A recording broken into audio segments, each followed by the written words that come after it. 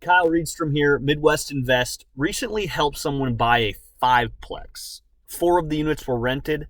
One needed some repairs. And I'm not saying any repairs that would inhibit it from being rented, but the repairs that would update the unit, get it in the condition that he saw fit. As they were closing, this was one of the first couple rentals this person was buying. The first inclination was to rehab that unit, dump the money in to update it, then get it rented and stabilized. Reasonable thought.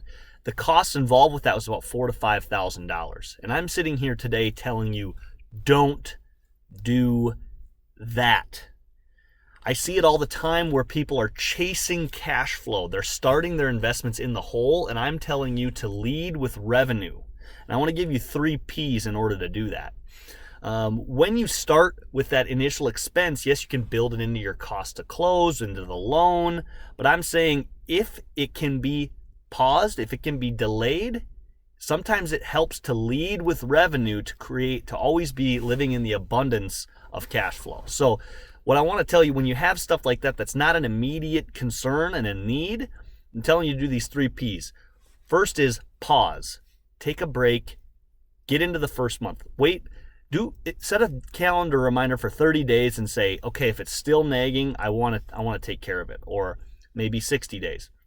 So pause, just collect some rent, get the property going if it's not immediate.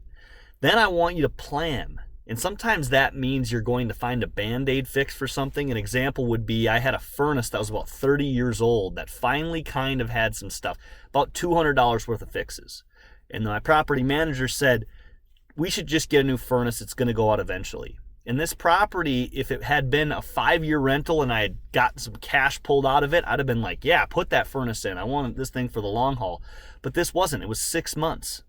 And so I wanted to put a Band-Aid and plan and budget my cash flow for that new furnace. So we just had someone go over, put a $200 Band-Aid on it. Furnace has been working for the last 18 months. So then you can plan. So pause, plan, and then if it's still not going well for you, then you can pay. But usually this is going to give you a good 6 months, maybe longer buffer. So now you're acquiring cash flow, you're acquiring rent, and this investment can be in the black instead of the red.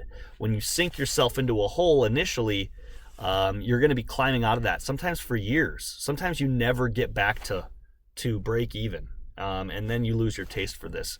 So today I'm telling you, wait on some of these initial things, especially if you're early in the game, and it could pay huge dividends down the road. Thanks, Kyle Reedstrom with Midwest Invest. Check our discount properties out at midwestinvest.com. Thanks for watching.